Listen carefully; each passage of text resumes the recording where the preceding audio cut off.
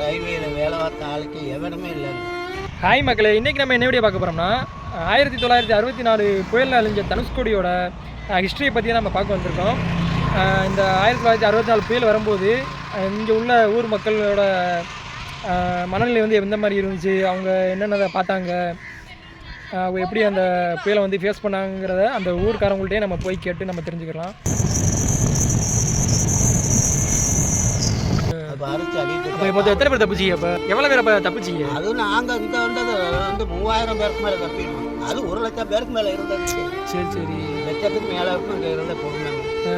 மக்களே, தனுஷ்கோடி இப்போ வேணால் ஒரு பெரிய டூரிஸ்ட் பிளேஸாக இருக்கலாம். ஆனால் 1964 புயல் வரதுக்கு முன்னாடி இது ஒரு மிகப்பெரிய ஒரு ஊருங்க.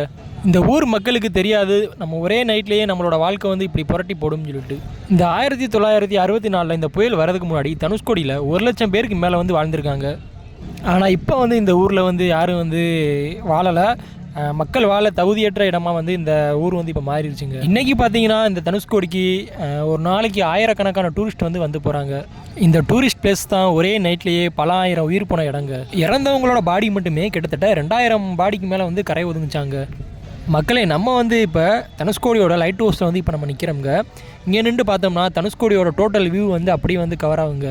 இந்த தனுஷ்கோடியில் மொத்தம் 3 கிராமம் வந்து இருந்திருக்குங்க. 1 லட்சம் பேருக்கு மேலேயே வந்து தனுஷ்கோடியில் வந்து வாழ்ந்துருந்துருக்காங்க. இந்த தனுஷ்கோடியில் வாழ்ந்த மக்கள் வந்து மீன்பிடி தொழிலை தான் ஒரு முக்கிய தொழிலாக வச்சு வாழ்ந்திருக்காங்க. இந்தியாவிலேயே தனுஷ்கோடி வந்து ஒரு மிகப்பெரிய வணிக நகரமாக வந்து இருந்திருக்குங்க. 1964 டிசம்பர் 24 தனுஷ்கோடி வந்த புயலில் பாம்பன் டு தனுஷ்கோடி வந்துருந்த ட்ரெயினுமே வந்து பாலத்தில் வந்து கவிழ்ந்து விபத்தாயிருச்சுங்க. ஒரே நைட்லேயே இந்த தனுஷ்கோடியோட மக்களோட வாழ்க்கையே மாறிடுச்சுங்க. இந்த கடல் வந்து இப்போ பார்க்க ரொம்ப அழகாகவே இருக்குங்க. ஆனால் இதே கடல் தாங்க தனுஷ்கோடியவே அழிச்சிச்சு. மக்களே, இந்த கோயில் வந்து தனுஷ்கோடி புயலில் மிஞ்சின தாங்க இது.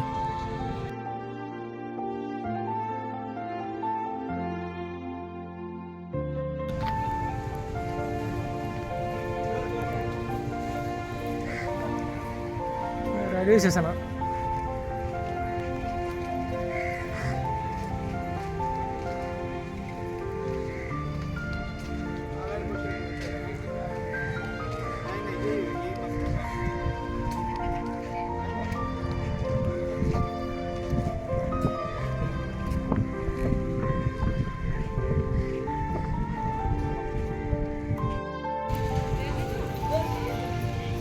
அந்த 64 புயல் வரப்போ நீங்கள் எங்கே இருந்தீங்க?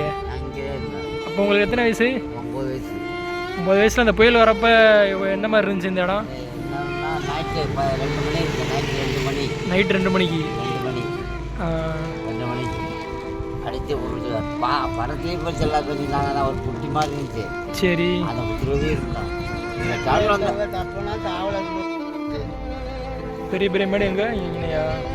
அந்த மேட்டில் இருந்தவங்க பூரா தப்பிட்டோம். இந்த தாவுகளில் இருந்த வீடு பூரா போயிட்டு இருக்கு. மேட்டில் இருந்து கீழே பாதி அரிச்சு அடிட்டு போயிடுச்சு.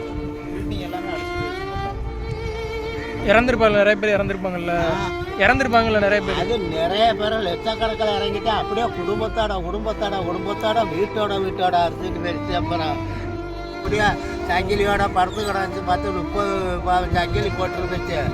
அதை அப்படியே பார்த்துட்டு வந்தேன். திரும்பி போய் பொழுதுக்காரங்களாட்டி அழிட்டு போயிட்டாங்க. பெரிய பெரிய தொப்பியாக இருந்துச்சு, அதுக்குள்ள வச்சுட்டு போயிட்டாங்க. அப்புறம் நம்ம பறந்து வந்த இது பிளேட்டுக்காரன் போட்டா எடுத்து போலீஸுக்காரன் எடுத்துட்டான்னு சொல்லிவிட்டாங்க. கடைசி போலீஸுக்காரனை பார்த்து பிடிச்சி அப்புறம் ராயை வாங்கி அப்புறம் அவங்க மாயத்தை கொடுத்தாங்க. கடக்க கோயிலோட தீர்த்து இந்த கடை எடுத்து இந்த காற்றை அடிக்கவும் உணர்ந்து போயிட்டு ஏற்றிட்டு போவா கோயிலில் வண்டி அடைச்சி வச்சுருந்தாங்க. அப்போ சாப்பாடுலாம் அது வர எத்தனை நாள் அந்த புயல் இருந்துச்சு? அந்த புயலோட தாக்கம் எத்தனை நாள் வர இருந்துச்சு? அது 15 நாள் வர ஆளுக்கு ஏற்றி போய் சேர 15-20 நாள் உடையில ஏற்றி கொண்டு வச்சாக்கா ஆளுக்கெல்லாம் நிறைய அங்கே இருந்து. ஆனால் தனுஷ்கோடியில் இருந்தால் சுத்தமாக யாரும் இல்லை.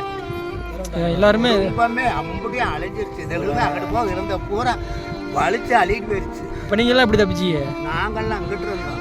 அது மீன் பிடிக்கிற ஆளுங்க தனியாக இருக்கு. நாங்கள்லாம் அங்கிட்டு இருந்தோம். இதெல்லாம் ரயில்வே ஸ்டேஷன் இருந்த இடம்.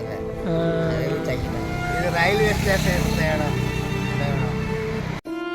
வீடு 300 வீடு இருக்கும், மரங்கள்லாம் வச்சு நல்லா இருந்துச்சு.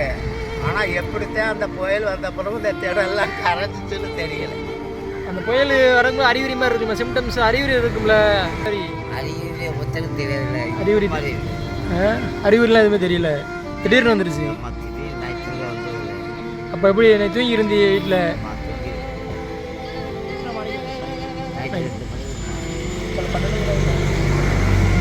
நைட் 2 மணி. அப்போ எல்லாம் முழிச்சு பார்த்துருப்பீங்களா? வெளியே போய் பார்த்துருப்பீங்கள? வெள்ளம் வீட்டுக்கு வந்ததெல்லாம் தண்ணி. அப்போ போய் காப்பாற்ற போல, நீங்கள் யாரையும் போய் காப்பாற்ற போல? காப்பாற்ற நம்மளாம் படுத்தது மறுவில் அதெல்லாம் உடச்சது நாங்களாம் கீழே இருந்தவங்க அவ்வளவு பெரிய பெரிய குடும்பத்தோட வீட்டோட எல்லாத்தையும் அடிச்சு அடியும் போயிடுச்சு. வீட்டோட தோண்டி கொடுத்துட்டு போயிடுச்சு கடலுக்குள்ள. சொந்தக்காரர்கள் உங்கள் சொந்தக்காரங்களாம் இருந்திருப்பாங்கல்ல? நிறைய பேர் சொந்தக்காரர் செத்துட்டாங்க.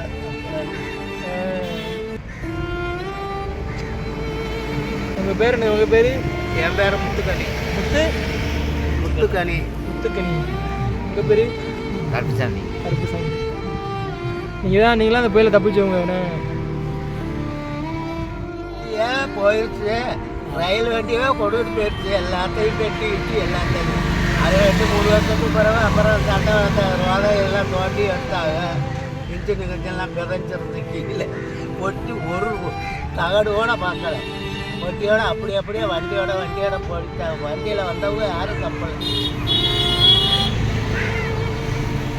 அதுக்கப்புறம் அந்த புயல் வந்ததுக்கப்புறம் நீங்கள் என்ன மாதிரி வேலை பார்த்தீங்க?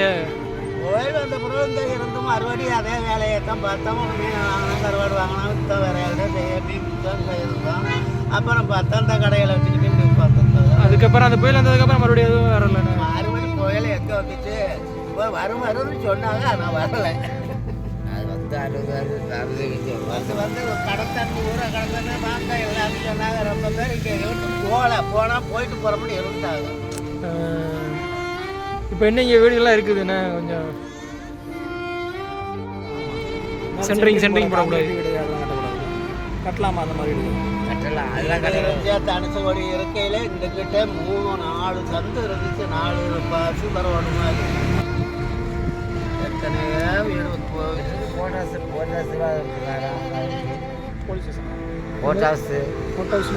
பெரிய போட்டாசு யாருக்கு தாக்கில் இருக்கு. ஆனால் வண்டியில் வந்துடுங்க. பைக்கில் நிப்பாட்டி பாருங்க. அப்படி பேசுகிறேன் போனாலும் தெரியும்.